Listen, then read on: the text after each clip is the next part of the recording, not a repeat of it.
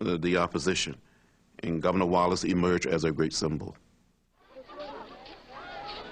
In early 1965, Selma, Alabama became the site of a civil rights campaign to enable black voters to register. On Sunday, March 7th, 600 people set out for the state capitol in Montgomery, 50 miles away, hoping to gain national attention. Wallace had issued an order to prevent the march. His state troopers were waiting at the Edmund Pettus Bridge at the edge of town.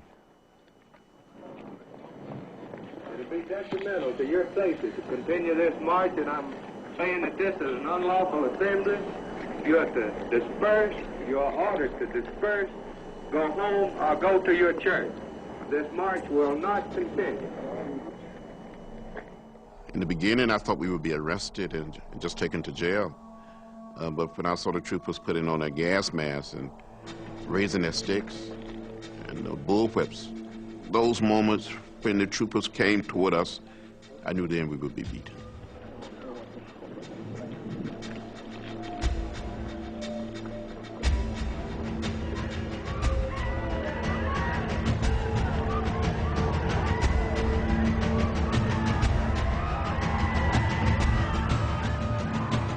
The events of what would be called Bloody Sunday were witnessed that night by a horrified national television audience.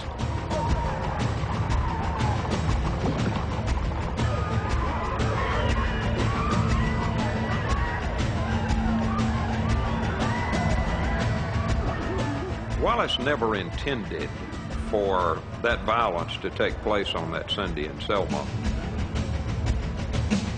His police chief lost control of himself, and what you had was a police riot. Wallace was smart enough to know, I mean, he was the one who invented backlash politics, and he didn't want to create his own backlash against his politics by having this type of thing shown on the news nationwide.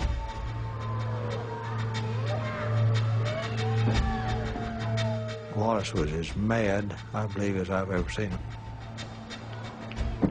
He is a very sensible man. He knows that things like that hurts his political image, even in the state of Alabama.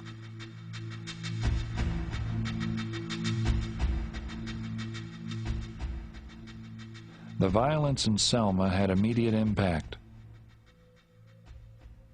Days later, President Lyndon Johnson asked Congress to pass the most comprehensive voting rights bill in the nation's history. Then, a federal court in Alabama ruled in favor of the protesters. Judge Johnson has just ruled that we have a legal and constitutional right to march from Selma to Montgomery.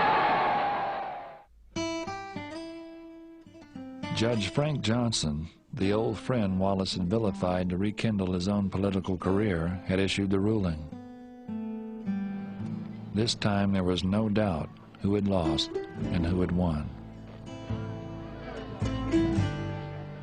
On March 21st, thousands of marchers from across the country set out from Selma, arriving at the steps of Wallace's state capitol in Montgomery 4 days later. The great outpouring of press, the great outpouring of people of stature from all areas of the country that got into the march, I think showed all of us around Wallace that Wallace had lost that battle.